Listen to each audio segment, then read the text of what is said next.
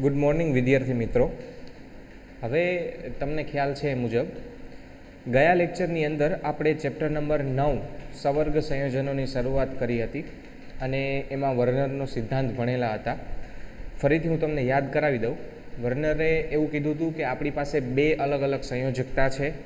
એક પ્રાથમિક સંયોજકતા છે અને બીજી છે દ્વિતીયક સંયોજકતા છે. પ્રાથમિક સંયોજકતા ઋણાયન વડે સંતોષાય છે અને દ્વિતીયક સંયોજકતા છે એ લિગેન્ડ વડે સંતોષાય છે. લિગેન્ડ છે ઋણાયન હોઈ શકે છે અથવા તો તટસ્થાણુ પણ હોઈ શકે છે.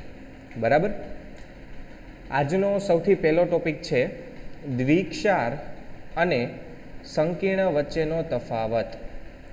ભાઈ, દ્વિક્ષાર છે એ અને સંકીર્ણ સંયોજનો વચ્ચે તફાવત શું હોય એ આપણે આજના લેક્ચરમાં જોવાનું છે. બરાબર. જુઓ ચાલો. દ્વિક્ષાર તથા સંકીર્ણ બંને સંયોજનો બે અથવા વધારે સ્થાયી સંયોજનોના તત્વયોગમિતીય ગુણોત્તરના સંયોગીકરણથી રચાય છે. બરાબર. ઉદાહરણ તરીકે એમણે અમુક આપણને દ્વિક્ષાર આપેલા છે, જેમ કે કાર્નેલાઇટ છે. તો કાર્નેલાઇટ છે એનું અણુસૂત્ર થાય KCl × MgCl2 × 6H2. પછી મોહરનો ક્ષાર છે જેનું અણુસૂત્ર થાય FeSO4 × NH4 2SO4 × 6H2. પછી પોટાસેલમ છે KalSO4 12H2O. બરાબર. તો આ ત્રણ દ્વિક્ષાર છે. સૌથી પહેલાં તો 1 માર્કના પ્રશ્ન માટે આ મોસ્ટ IMP છે તમારા માટે. બરાબર. આ દ્વિક્ષારનું અણુસૂત્ર. ચાલો, હવે સંકીર્ણ સંયોજનો અને દ્વિક્ષાર વચ્ચે તફાવત શું છે? બહુ સિમ્પલ અને સરળ વસ્તુ છે. તમે જોઈ શકો છો દ્વિક્ષાર છે તેઓ જો પાણીમાં ઉમેરવામાં આવે તો સાદા આયનોમાં વિયોજિત થઈ શકે છે. મતલબ કે અહીંયાથી K+ કાર્નેલાઇટને પાણીમાં નાખીએ તો K+ બને, Cl- બને, Mg+2 બને, Cl- બને. બરાબર. મોહરનો ક્ષાર પાણીમાં નાખો તો Fe+2 બને, SO4- બને, NH4+ બને, SO4- બને. એવી રીતે પોટાસેલમને પાણીમાં નાખો તો K+ બને, Al+3 બને, SO4- બને. તો દ્વિક્ષાર અને સંકીર્ણ વચ્ચે તફાવત શું? સંકીર્ણ સંયોજનો સાદા આયનોમાં વિભાજિત થઈ શકતા નથી, કારણ કે તેની અંદર ઓછામાં ઓછો એક સંકીર્ણ આયન રહેલો હોય છે. જેમ કે આપણે K4FeCN6 લઈએ તો એની અંદર આપણને K+ મળશે અને FeCN6- મળશે. મતલબ કે આપણને Fe+2 ને Cn- છે એ અલગથી મળશે નહીં, જ્યારે દ્વિક્ષારમાં એ અલગથી મળે છે. સમજાણું? બરાબર. તો આ એક મુખ્ય તફાવત છે દ્વિક્ષાર અને સંકીર્ણ સંયોજનો વચ્ચે. બરાબર. ત્યાર પછી તમને વર્નર વિશે અહીંયા થોડી ઘણી માહિતી આપેલી છે. બરાબર. એ જરૂરી નથી કોઈ જગ્યાએ, પણ છતાંય તમે એકવાર વાંચી લેજો. બરાબર. ચાલો, ત્યાર પછીનો આપણો ટોપિક છે સવર્ગ સંયોજનોને લગતા કેટલાક અગત્યના પર્યાયોની વ્યાખ્યા. સવર્ગ સંયોજનોને લગતા કેટલાક અગત્યના પર્યાયોની વ્યાખ્યા. મતલબ કે હવે આપણે સવર્ગ સંયોજન લખતા શીખવાનું છે. બરાબર. ચાલો, હવે અહીંયા જુઓ તમે તો આપણને ચોરસ કૌંસની અંદર નિકલ અને 4 કાર્બન મોનોક્સાઇડ આપેલા છે. બરાબર. પછી બીજાની અંદર આપણને ચોરસ કૌંસમાં પ્લેટિનમ, 2 ક્લોરિન ને 2 એમોનિયા આપેલા છે. પછી અહીંયા Fe અને 6 સાયનાઇડ આપેલા છે જેના ઉપર -4 વીજભાર છે. અને ત્યાર પછી કોબાલ્ટ અને 6 એમોનિયા આપેલા છે અને એના ઉપર +3 વીજભાર છે. ચાલો, સૌથી પહેલી વ્યાખ્યા આપણે ભણવાની છે સવર્ગ સ્પીસીઝની. સૌથી પહેલી વ્યાખ્યા કોની છે? સવર્ગ સ્પીસીઝ. જો એકદમ સરળ વ્યાખ્યા છે. ચોરસ કૌંસની અંદર જે લખેલું હોય, સાંભળજો ધ્યાનથી, ચોરસ કૌંસની અંદર જે લખેલું હોય એને સવર્ગ સ્પીસીઝ કહેવામાં આવે છે. ચાલો, સવર્ગ સ્પીસીસ મધ્યસ્થ ધાતુ પરમાણુ અથવા તો આયન જે નિશ્ચિત સંખ્યાના આયનો અથવા અણુ સાથે બંધિત હોય છે તે ધરાવે છે. જેમ કે અહીંયા નિકલ છે એ 4 કાર્બન મોનોક્સાઇડ સાથે જોડાયેલો છે. અહીંયા પ્લેટિનમ 2 ક્લોરિન સાથે જોડાયેલો છે અને 2 એમોનિયા સાથે જોડાયેલો છે. અહીંયા Fe 6 સાયનાઇડ સાથે જોડાયેલો છે. અહીંયા કોબાલ્ટ 6 એમોનિયા સાથે જોડાયેલો છે. બરાબર. અને અહીંયા એક બીજું આપેલું છે કોબાલ્ટ 3 ક્લોરિન સાથે અને 3 એમોનિયા સાથે જોડાયેલો છે. બરાબર. તો તો આને સવર્ગ સ્પીસીસ કહેવાય. મતલબ કે ચોરસ કૌંસની અંદર જે લખેલું હોય એને સવર્ગ સ્પીસીસ કહે છે. ચોરસ કૌંસની અંદર જે લખેલું હોય એને સવર્ગ સ્પીસીસ કહે છે. ત્યાર પછીની વ્યાખ્યા છે મધ્યસ્થ પરમાણુ અથવા તો આયન. મધ્યસ્થ પરમાણુ અથવા આયન કોને કહે છે? તો ચોરસ કૌંસની અંદર રહેલા ધાતુ આયનને મધ્યસ્થ પરમાણુ અથવા આયન કહે છે. ચોરસ કૌંસની અંદર રહેલા ધાતુ આયનને મધ્યસ્થ પરમાણુ અથવા તો મધ્યસ્થ આયન કહે છે. તમારા ચોરસ કૌંસની અંદર જે ધાતુ આયન રહેલો છે, અહીંયા નિકલ છે, અહીંયા પ્લેટિનમ છે, અહીંયા એફી છે, અહીંયા કોબાલ્ટ છે, અહીંયા કોબાલ્ટ છે, એને મધ્યસ્થ પરમાણુ કહેવાય. બરાબર. સવર્ગ સ્પીસીસમાં આવેલા પરમાણુ કે આયન કે જેની આસપાસ નિશ્ચિત સંખ્યામાં આયન અને સમૂહો ચોક્કસ ભૌમિતિક ગોઠવણીમાં બંધિત હોય છે તે પરમાણુને મધ્યસ્થ પરમાણુ અથવા આયન કહે છે. જેમ કે અહીંયા નિકલ સાથે 2 ક્લોરીન ને 4 પાણીના અણુ જોડાયેલા છે, તો અહીંયા નિકલ છે એ આપણો મધ્યસ્થ પરમાણુ થાય, નિકલ +2. બરાબર, કારણ કે 2 ક્લોરીન -2 વીજભાર થાય એટલે. અહીંયા કોબાલ્ટ છે એ મધ્યસ્થ પરમાણુ થશે, અહીંયા એફી મધ્યસ્થ પરમાણુ થશે. વીજભાર ખાસ ગણતા આવડવો જોઈએ. અહીંયા જુઓ -3 બહાર છે અને -6 અંદર છે, -6 બહાર આવે તો +6 થઈ જશે એટલે એફી +3 થશે. એવી રીતે કોબાલ્ટ છે બારે +2 છે, અંદર -1 છે, -1 બહાર આવે તો +1 એટલે +2 ને +1 +3. એવી રીતે નિકલ બાર 0 છે અને અંદર -2 છે, અંદર -2 બહાર આવે તો +2. બરાબર. આવા મધ્યસ્થ પરમાણુઓ અથવા તો આયનોને લુઈસ એસિડ તરીકે પણ ઓળખી શકાય છે. મધ્યસ્થ પરમાણુ હંમેશા ઇલેક્ટ્રોનની ઉણપ જ ધરાવતો હશે અથવા તો એની ઉપર ધન વીજભાર જ હશે, એટલા માટે એને હંમેશા લુઈસ એસિડ તરીકે ઓળખવામાં આવે છે. ચાલો, ત્યાર પછી લિગેન્ડ. તો ભાઈ મધ્યસ્થ ચોરસ કૌંસની અંદર મધ્યસ્થ પરમાણુ સાથે જોડાયેલા ઋણ આયનો અથવા તટસ્થ ઋણ આયનો અથવા તો તટસ્થ અણુઓને લિગેન્ડ કહે છે, જે ઇલેક્ટ્રોનનું દાન કરે છે. સવર્ગ સ્પીસીસમાં મધ્યસ્થ પરમાણુ અથવા તો આયન સાથે બંધિત આયન અથવા અણુને લિગેન્ડ કહે છે. જેમ કે અહીંયાથી પહેલેથી જોતા જઈએ. ચાલો, કોબાલ્ટ સાથે 3 ક્લોરીન લિગેન્ડ છે અને 3 એમોનિયા લિગેન્ડ છે. અહીંયા 4 કાર્બન મોનોક્સાઇડ લિગેન્ડ છે, અહીંયા 2 ક્લોરીન લિગેન્ડ છે અને 2 એમોનિયા લિગેન્ડ છે, અહીંયા 6 સાયનાઇડ લિગેન્ડ છે, અહીંયા 6 એમોનિયા લિગેન્ડ છે. બરાબર. હવે આ લિગેન્ડ તરીકે Cl- જેવા નાના અણુઓ પણ હોઈ શકે, પછી H2O પણ હોઈ શકે, NH3 પણ હોઈ શકે અને મોટા અણુઓ જેવા કે NH2, CH2, CH2, NH2 પણ હોઈ શકે, અથવા તો નાઇટ્રોજન સાથે 3 પ્રોપાઇલ જોડાયેલા હોય એવું પણ હોઈ શકે, અથવા બૃહદ અણુઓ જેવા કે પ્રોટીન પણ હોઈ શકે છે. લિગેન્ડ તરીકે કોઈ પણ વસ્તુ જોડાઈ શકે છે. કેમ? કારણ કે લિગેન્ડનું કામ ઇલેક્ટ્રોન દાન કરવાનું છે અને કદથી કોઈ મતલબ છે નહીં. બરાબર. ચાલો, હવે લિગેન્ડના પ્રકાર વિશે વાત કરેલી છે, ખાસ યાદ રાખજો. લિગેન્ડના પ્રકાર વિશે વાત કરેલી છે. જો જ્યારે લિગેન્ડ ધાતુ આયન સાથે એકાકી દાતા પરમાણુ દ્વારા બંધિત થાય. એકાકી દાતા પરમાણુ એટલે કે જે એક જ ઇલેક્ટ્રોન યુગ્મનું દાન આપે છે તેને એકદંતી લિગેન્ડ કહે છે.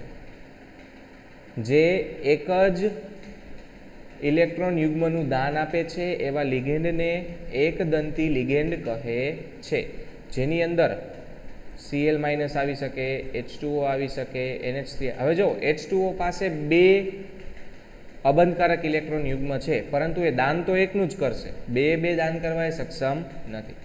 Cl- પાસે તો ટોટલ 4 અયુગ્મિત ઇલેક્ટ્રોન થશે જોડ, તો એ 4 અબંધકારક ઇલેક્ટ્રોન યુગ્મની જોડ થશે, તો એ 4-4નું દાન નહીં કરે, એ એક જ ઇલેક્ટ્રોન યુગ્મનું દાન કરશે. ટૂંકમાં જે લિગેન્ડ સંયોજનો પાસે કેટલા અબંધકારક ઇલેક્ટ્રોન યુગ્મ છે એ જરૂરી નથી, એ કેટલા અબંધકારક ઇલેક્ટ્રોન યુગ્મનું દાન કરે છે એ જરૂરી છે. બરાબર. તો જે લિગેન્ડ એક ઇલેક્ટ્રોન યુગ્મનું દાન કરવા સક્ષમ હોય એવા લિગેન્ડને એકદંતી લિગેન્ડ કહે છે. બરાબર. જ્યારે લિગેન્ડ 2 દાતા પરમાણુઓ દ્વારા બંધિત થાય, બરાબર, જેમ કે આપણી પાસે NH2 CH2 CH2 NH2 જેનું નામ થાય ઇથેન 1,2 ડાયમાઇન અને એને EN તરીકે પણ ઓળખવામાં આવે છે. EN. તો એની પાસે જુઓ 2 નાઇટ્રોજન છે, એટલે કે 2 નાઇટ્રોજન એક ઇલેક્ટ્રોન યુગ્મનું દાન કરવા સક્ષમ છે, એટલે એને દ્વિદંતીય લિગેન્ડ કહેવાય, કારણ કે એ ટોટલ આખો અણુ થઈને 2 ઇલેક્ટ્રોન યુગ્મ આપે છે. એવી રીતે ઓક્ઝેલેટ એટલે કે C2O4 -2, બરાબર, એ પણ 2 ઇલેક્ટ્રોન યુગ્મનું દાન કરવા સક્ષમ છે, એટલા માટે એ પણ દ્વિદંતીય લિગેન્ડ થાય. બરાબર. જ્યારે અનેક દાતા પરમાણુઓ એક જ લિગેન્ડમાં હાજર હોય, જેમ કે નાઇટ્રોજન સાથે ટ્રાઇપ્રોપાઇલ નાઇટ્રોજન, તો એવા સંયોજનોને બહુદંતીય લિગેન્ડ કહે છે. બરાબર. બીજું એક અહીંયા આપેલું છે તમને, ethylene diamine tetraacetate ion EDTA +-4, એ ષટદંતીય લિગેન્ડ છે. આ ખાસ યાદ રાખજો, EDTA ષટદંતીય લિગેન્ડ છે. EDTA આખું નામ તમારે યાદ રાખવાનું છે. બરાબર. Ethylene diamine tetraacetate ion. ચાલો, આ થઈ ગયું ઇથિલિન, આ થઈ ગયું ડાયમાઇન, અને આ થઈ ગયું ટેટ્રાએસિટેટ. આ તમને EDTA બંધારણ આપેલું છે. તમારે આ આખું બંધારણ મોઢે યાદ રાખવાનું છે. બરાબર. EDTA અણુસૂત્ર, એનું બંધારણ યાદ રાખવાનું છે. ટોટલ 6 એની પાસે સ્થાન છે જ્યાંથી ઇલેક્ટ્રોન યુગ્મનું એ દાન કરે છે. કયા કયા સ્થાન સાથે? એક તો નાઇટ્રોજન 2 અને ટોટલ 4 ઓક્સિજન છે જેનું ઇલેક્ટ્રોન યુગ્મનું દાન કરવા એ સક્ષમ છે. એટલે 4 ઓક્સિજન ને 2 નાઇટ્રોજન. બરાબર. 2 નાઇટ્રોજન પરમાણુઓ અને 4 ઓક્સિજન પરમાણુઓ મધ્યસ્થ પરમાણુ સાથે બંધિત થવા સક્ષમ છે. ચાલો, આ આપણે લિગેન્ડ વિશે વાત કરી. એક દંતીય લિગેન્ડ એટલે જે એક પરમાણુ ધરાવે છે જે ઇલેક્ટ્રોનનું દાન કરવા સક્ષમ છે. દ્વિદંતીય લિગેન્ડ એટલે એ એવા 2 કેન્દ્રો ધરાવે છે જે ઇલેક્ટ્રોન યુગ્મનું દાન કરવા સક્ષમ છે. દ્વિદંતીય લિગેન્ડ. 2 થી વધારે હોય તો બહુદંતીય લિગેન્ડ. EDTA -4 છે, એ ષટદંતીય લિગેન્ડ છે. એની પાસે 2 નાઇટ્રોજન પરમાણુઓ છે અને 4 ઓક્સિજન પરમાણુઓ છે જે આપણા મધ્યસ્થ પરમાણુ સાથે જોડાવા સક્ષમ છે. બરાબર. ત્યાર પછી જ્યારે દ્વિદંતીય અથવા બહુદંતીય લિગેન્ડ તેના 2 અથવા વધારે દાતાને એક જ પરમાણુ સાથે, એક જ મધ્યસ્થ ધાતુ આયન સાથે બંધિત થવા ઉપયોગ કરે છે ત્યારે તે કિલેટ કહેવાય છે. ખાસ ધ્યાન આપજો. ટૂંકમાં એમ કીધું છે કે તમે દ્વિદંતીય લિગેન્ડ કે એનાથી કોઈ પણ મોટો લિગેન્ડ, એટલે કે દ્વિદંતીય, ત્રિદંતીય, બહુદંતીય લિગેન્ડ તમે સંપૂર્ણપણે કોઈ મધ્યસ્થ પરમાણુ સાથે જોડો છો, બરાબર, તો એ કિલેટ બનાવે છે. કિલેટ એટલે કે ચક્રીય રચના બનાવે છે. બરાબર. અને આવા લિગેટિંગ સમૂહની સંખ્યાને લિગેન્ડની દંતીયતા કહે છે. અને આવા સંકીર્ણ જે બને એને કિલેટ સંકીર્ણ કહે છે. ટૂંકમાં કહેવાનો મતલબ એવો છે કે ઇથેન 1,2 ડાયમાઇન ગમે ત્યાં જોડાય 2 નાઇટ્રોજનથી. બરાબર. જેમ કે હું તમને બતાવું, ધારો કે મારી પાસે અહીંયા પ્લેટિનમ છે, બરાબર, એનો સવર્ગાંક 4 છે, તો એ NH2 CH2 CH2 NH2 એટલે કે ઇથેન 1,2 ડાયમાઇન સાથે જોડાવા માગે છે, તો એક બંધ આ નાઇટ્રોજન સાથે બનશે, બરાબર, અને એક બંધ આ નાઇટ્રોજન સાથે બનશે. એવી જ રીતે આ જ વસ્તુ આખે રિપીટ આ બાજુ થશે. એક બંધ આ નાઇટ્રોજન સાથે અને એક બંધ આ નાઇટ્રોજન સાથે. બરાબર. NH2 NH2.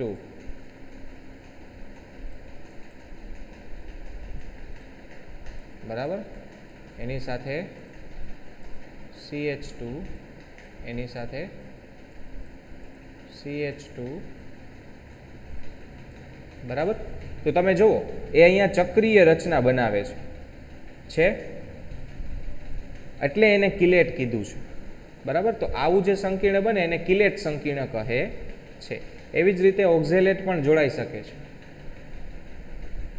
ચાલો, અને તે સમાન પ્રકારના એકદંતી લિગેન્ડ ધરાવતા સમાન પ્રકારના સંકીર્ણ કરતાં વધારે સ્થાયી હોવાનું વલણ ધરાવે છે. મતલબ કે કિલેટ સંકીર્ણ એકદંતીય લિગેન્ડવાળા સંકીર્ણ કરતાં વધુ સ્થાયી હોય છે.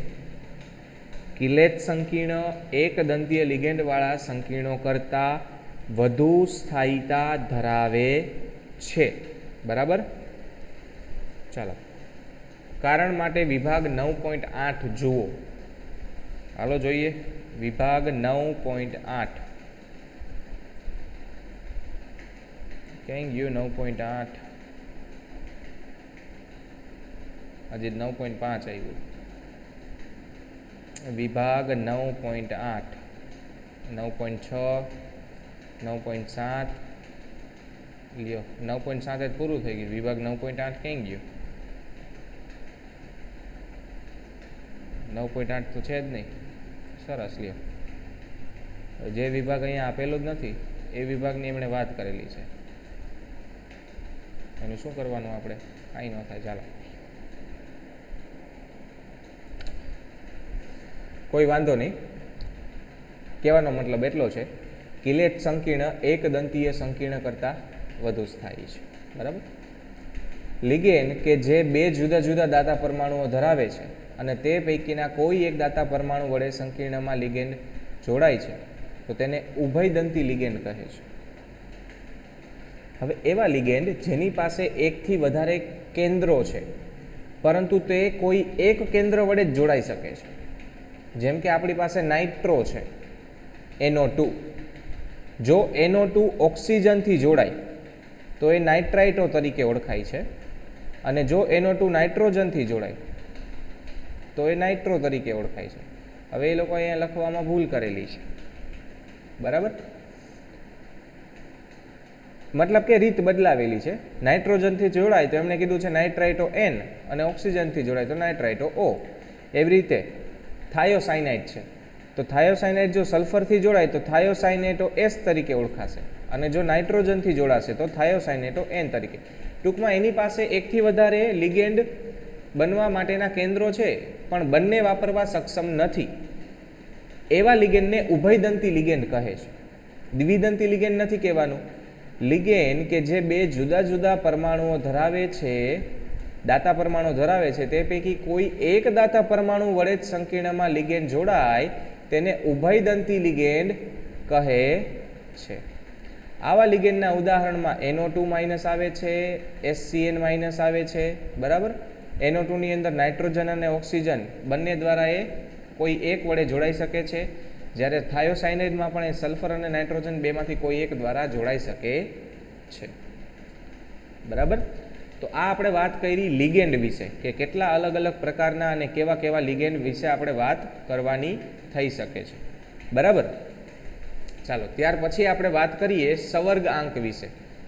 સવર્ગાંક તમને ઓલરેડી ખબર છે કે જોડાયેલા લિગેન્ડની સંખ્યાને સવર્ગાંક કહે છે. જોડાયેલા લિગેન્ડની સંખ્યાને સવર્ગાંક કહે છે, પણ એમાં થોડુંક ચેન્જીસ આપણે કરીશું. દાતા પરમાણુની સંખ્યાને લિગેન્ડાંક કહે છે. હવે ધારો કે તમે ઇથેન 1,2 ડાયમાઇન જોડેલું છે, એ દ્વિદંતીય લિગેન્ડ છે, તો એની પાસે બે પરમાણુ દાતા છે, તો ટોટલ સવર્ગાંક તમે બે ઇથેન 1,2 ડાયમાઇન જોડો, જેમ કે આપણે અહીંયા દોરેલું જ છે ને, આપણે બે ઇથેન 1,2 ડાયમાઇન જોડેલા છે, આનું નામ થશે PTEN2. બરાબર. અને એના ઉપર વીજભાર આવશે +2. ચાલો, +2 એટલે કે આ આખાનો વીજભાર છે એ +2. બરાબર. હવે અહીંયા તમે જુઓ, મેં એમ કીધું લિગેન્ડની સંખ્યાને સવર્ગાંક કહેવાય, તો અહીંયા લિગેન્ડની સંખ્યા તો બે જ થઈ ને. ના, EN દ્વિદંતીય લિગેન્ડ છે, એટલે ટોટલ 2 × 2 ટોટલ લિગેન્ડ થયા 4. એટલે કે દાતા પરમાણુની સંખ્યાને સવર્ગાંક કહે છે. 4 અલગ અલગ રીતે એ પ્લેટિનમ સાથે જોડાયેલું છે, તો 4 છે એ આપણો સવર્ગાંક થશે. બરાબર. ક્લિયર? જો સંકીર્ણમાં ધાતુ આયનના સંવર્ગાંકને CN તરીકે વ્યાખ્યાયિત કરી શકાય છે, કોઓર્ડિનેશન નંબર, બરાબર, પણ CN નથી લખવું આપણે ક્યાંય. લિગેન્ડના દાતા પરમાણુની સંખ્યા જેની સાથે મધ્યસ્થ ધાતુ આયન સીધો બંધિત થયેલો છે તેને સંવર્ગાંક કહે છે. ઉદાહરણ તરીકે PTCl6માં 6 ક્લોરીન સાથે જોડાયેલો છે તો એનો સંવર્ગાંક 6 થાય. NiNH3 નિકલ 4 એમોનિયા સાથે જોડાયેલો છે તેનો સંવર્ગાંક 4 થશે. એ જ પ્રમાણે હવે અહીંયા જુઓ 3 ઓક્ઝેલેટ જોડાયેલા છે. હવે ઓક્ઝેલેટ દ્વિદંતીય લિગેન્ડ છે, એના લીધે ઓક્ઝેલેટ દ્વિદંતીય લિગેન્ડ હોવાથી 3 × 2 તો આનો સંવર્ગાંક 6. એવી રીતે EN3 જોડાયેલા હોય તો 3 × 2 એ પણ દ્વિદંતીય લિગેન્ડ છે, કીધું જ છે જો, કારણ કે ઓક્ઝેલેટો અને ઇથેન 1,2 ડાયમાઇન બંને દ્વિદંતીય લિગેન્ડ છે, બરાબર. ચાલો, ત્યાર પછી અહીં એ નોંધવું અગત્યનું છે કે મધ્યસ્થ પરમાણુ કે આયનનો સંવર્ગાંક મધ્યસ્થ પરમાણુ સાથે લિગેન્ડ દ્વારા રચાતા સિગ્મા બંધની સંખ્યા પરથી જ નક્કી કરવામાં આવે છે. જો પાઈબંધ લિગેન્ડ અને મધ્યસ્થ પરમાણુ સાથે રચાય તો તેમને આ હેતુમાં ગણવામાં આવતા નથી. સંવર્ગાંક નક્કી કરવા માટે માત્ર ને માત્ર સિગ્મા બંધ જ ગણવાના, દ્વિબંધ ગણવાના નથી. દ્વિબંધમાંથી પાઈબંધ નહીં ગણવાનું, ખાલી સિંગલ બંધ જ ગણવાનું. ઘણીવાર એવું થાય મધ્યસ્થ પરમાણુ સાથે તમે 8 બંધ બનાવ્યા, એમાંથી 2 પાઈબંધ હોય તો 2 પાઈબંધને ગણવાના નહીં, બરાબર. ત્યાર પછીની આપણી વ્યાખ્યા છે સંવર્ગ પ્રભાવ ક્ષેત્ર, એટલે કે સ્ફિયર. આ એકદમ નાનકડી અને એકદમ સરળ વસ્તુ છે. જુઓ, મધ્યસ્થ પરમાણુ કે આયન અને તેની સાથે જોડાયેલા લિગેન્ડને ચોરસ કૌંસમાં સમાયાવાયા છે અને તેને સામૂહિક રીતે સંવર્ગ પ્રભાવ ક્ષેત્ર કહેવાય. એટલે ચોરસની અંદર જેટલું રહેલું છે ને એને સંવર્ગ પ્રભાવ ક્ષેત્ર કહેવાય. ચોરસની અંદર રહેલી વસ્તુને પ્રભાવ ક્ષેત્ર કહે છે. K+ પ્રભાવ ક્ષેત્રમાં ન આવે, K+ ને પ્રતિ આયન કહેવામાં આવે છે. આપણે સ્ટાર્ટિંગમાં જ ભણી ગયા, કારણ કે K4FeCN6 લખો તો FeCN6 -4 સંવર્ગ પ્રભાવ ક્ષેત્ર છે, જ્યારે 4 K+ આપ્યા છે તો એ પ્રતિ આયનો છે, બરાબર. આયનીકરણ પામતા સમૂહ કોષની બહાર લખાય છે અને તેને પ્રતિ આયન કહે છે. એટલે K+ ચોરસ કૌંસની બહાર લખેલા છે એટલે એ પ્રતિ આયન થશે, બરાબર. પછી કીધું છે સંવર્ગ બહુફલક.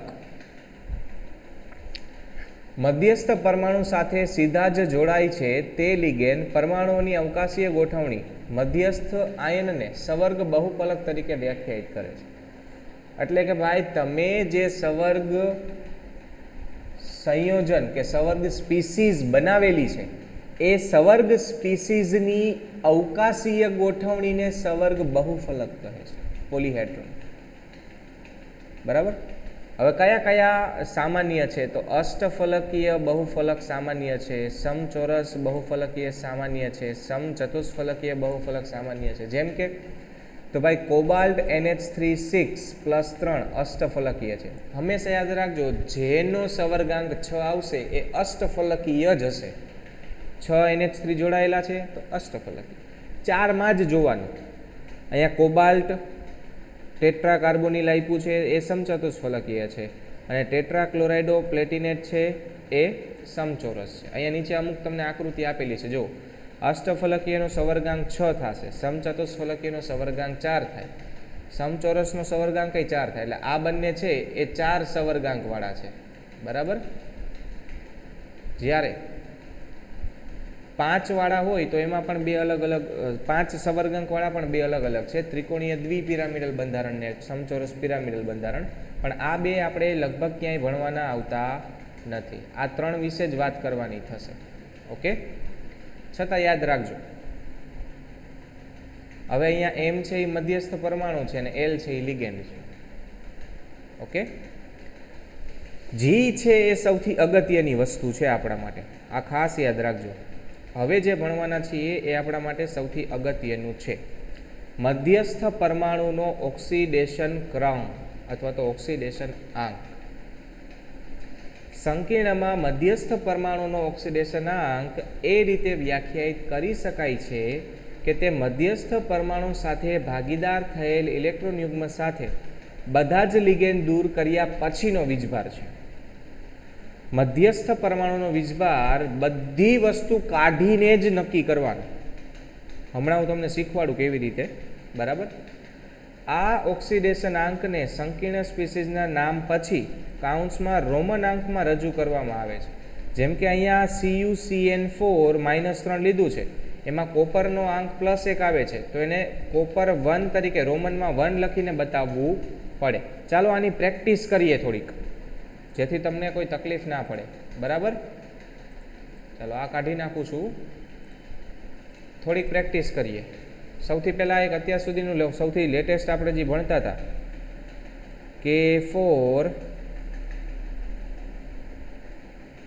FeCN6, અત્યાર સુધી આની બહુ વાત કરી આપણે. FeCN6, બરાબર. ચાલો હવે આપણે Fe ઓક્સિડેશન આંક ગણવો છે, અને આ વસ્તુ આપણે ઓલરેડી રેડોક્સ પ્રક્રિયામાં શીખી ગયા છીએ, બરાબર. ચાલો આ x છે, ટોટલ કેટલું છે આનો વીજભાર? 0. હાલો ટોટલ થઈ ગયું 0, બરાબર. કેમ કે જો આખા અણુનો તો કોઈ વીજભાર છે જ નહીં. હાલો સાયનાઇડ -1 હોય એવા 6 છે, એટલે -6, અને પોટેશિયમ છે એ +1 હોય એવા 4 છે, એટલે +4 + x. હાલો +4 -6 એટલે -2, બરાબર. -2 બરાબરની બીજી બાજુ જાય તો x બરાબર આવશે +2. એટલે અહીંયા Fe કયો વીજભાર ધરાવે છે? Fe +2 વીજભાર ધરાવે છે. તો આવી રીતે તમે કોઈ પણ મધ્યસ્થ પરમાણુનો વીજભાર નક્કી કરી શકો છો. આ ખાસ યાદ રાખવાનું, બરાબર. ત્યાર પછી હોમોલેપ્ટિક અને હિટ્રોલેપ્ટિક સંકીર્ણ. આ બહુ સરળ છે. જો એક સરખા જ લિગેન્ડ જોડાયેલા હોય તો એને હોમોલેપ્ટિક સંકીર્ણ કહેવાય, અને એકથી વધારે પ્રકારના લિગેન્ડ જોડાયેલા હોય તો એને હિટ્રોલેપ્ટિક સંકીર્ણ કહેવાય. જેમ કે CONH3 6+1 એ હોમોલેપ્ટિક સંકીર્ણ થશે, કારણ કે એક જ પ્રકારના દાતા સમૂહ સાથે એ બંધિત છે. અને એવો સંકીર્ણ જેમાં ધાતુ એક પ્રકાર કરતાં વધારે પ્રકારના દાતા સમૂહ સાથે બંધિત હોય તો એને હિટ્રોલેપ્ટિક સંકીર્ણ કહે છે. અહીંયા જુઓ તમે 4 એમોનિયા છે ને 2 ક્લોરીન છે. સમજાણું? તો આ વસ્તુ આપણા માટે ખાસ જરૂરી છે. આજે જે ભણ્યા એમાંથી મધ્યસ્થ પરમાણુનો ઓક્સિડેશનાંક ગણવો એ આપણા માટે સૌથી અગત્યનો ટોપિક હતો, બરાબર. એ વસ્તુ ખાસ યાદ રાખજો. આપણે ખાલી આજે સંકીર્ણને ઓળખતા શીખ્યા. કાલના લેક્ચરમાં આપણે સવર્ગ સંયોજનોનું નામકરણ કેવી રીતે થાય છે એના વિશે વાત કરીશું. એ પહેલાં આપણે વચ્ચે એક વર્નરભાઈની હિસ્ટ્રીને બાકી રાખી દીધી હતી, એ એકવાર વાંચી લઈએ. ચાલો. આલ્સેકના ફ્રેન્ચ પ્રાંતમાં એક નાના સમુદાયના મૂલ હાઉસમાં 12 ડિસેમ્બર 1866ના રોજ વર્નરનો જન્મ થયો હતો. એટલે નાના ઘરનો માણસ હતો, અમીર માણસ નહોતો પહેલેથી. તેઓને રસાયણ વિજ્ઞાનનો અભ્યાસ કાર્લસરૂહી જર્મનીમાં શરૂ કર્યો હતો, જગ્યા છે, અને જ્યુરિચ, આ બંને યુનિવર્સિટી છે, સ્વિટ્ઝરલેન્ડમાં ચાલુ રહ્યો. અને ત્યાં તેમણે 1890માં તેમના વિદ્યાવાચસ્પીકીય નિબંધ એટલે ડોક્ટરલ થીસીસમાં સમઘટકતાના આધારે નાઇટ્રોજન ધરાવતા કાર્બનિલ સંયોજનોના તફાવત વિશે એમણે સમજાવેલું હતું. વર્નર ભૌતિક માપનના આધારે સંકીર્ણ સંયોજનો વચ્ચે પ્રકાશીય અને વિદ્યુતીય તફાવતો દર્શાવ્યા હતા. એટલે એને સંકીર્ણ સંયોજનોમાં ખૂબ ઊંડાણપૂર્વક ઘણો સારો એવો અભ્યાસ કર્યો હતો, બરાબર. કેટલાક સવર્ગ સંયોજનોમાં પ્રકાશીય ક્રિયાશીલતાની શોધ કરનાર તેઓ પ્રથમ વ્યક્તિ હતા. તેમણે 29 વર્ષની ઉંમરે 1895માં જ્યુરિચમાંની ટેકનિક્સ હોક્સ્યુલ સંસ્થામાં પૂર્ણ સમયના પ્રાધ્યાપક હતા, એટલે કે પ્રોફેસર હતા. આલ્ફ્રેડ વર્નર રસાયણશાસ્ત્રી અને શિક્ષણશાસ્ત્રી હતા, ટીચર પણ હતા અને કેમિસ્ટ પણ હતા. તેમની સિદ્ધિ સવર્ગ સંયોજનોના સિદ્ધાંતના વિકાસમાં સમાવિષ્ટ થાય છે. આ સિદ્ધાંત જેમાં વર્નરે પરમાણુ અને અણુઓ કેવી રીતે ગોઠવાય છે તેના વિશેનો ક્રાંતિકારી વિચારો રજૂ કર્યા હતા. માત્ર 1890થી 1893ના 3 વર્ષના ગાળામાં જ એમણે આ બધી રિસર્ચ કરેલી હતી, જાજો ટાઈમ નથી લીધો. તેમની કારકિર્દીનું શેષ જીવન તેમના નવા વિચારોને માન્ય ઠેરવવા માટે જરૂરી પ્રાયોગિક સમર્થન એકઠા કરવામાં વિતાવ્યું. એટલે એણે જે કોઈ પણ વસ્તુઓ કીધી એ સાબિત કરવા માટેના પ્રયોગો એણે બાકીના એ જીવા ત્યાં સુધી કર્યા. વર્નરના સવર્ગ સિદ્ધાંત અને પરમાણુઓના બંધન વિશેના કાર્ય માટે 1913માં એમને નોબેલ પારિતોષિક આપવામાં આવ્યું હતું અને પહેલા સ્વિટ્ઝરલેન્ડના એવા વ્યક્તિ હતા જેમને નોબેલ પારિતોષિક મળેલું છે. બરાબર. તો આજના લેક્ચરમાં આપણે અહીંયા સુધી રાખીએ. નેક્સ્ટ લેક્ચરમાં આપણે સવર્ગ સંયોજનોના નામકરણથી શરૂઆત કરીશું. પહેલાં બધા નિયમો અને દરેક વસ્તુ આપણે ડિટેલમાં ભણી જશું અને પછી આપણે એની સતત પ્રેક્ટિસ કરીશું. ઓકે.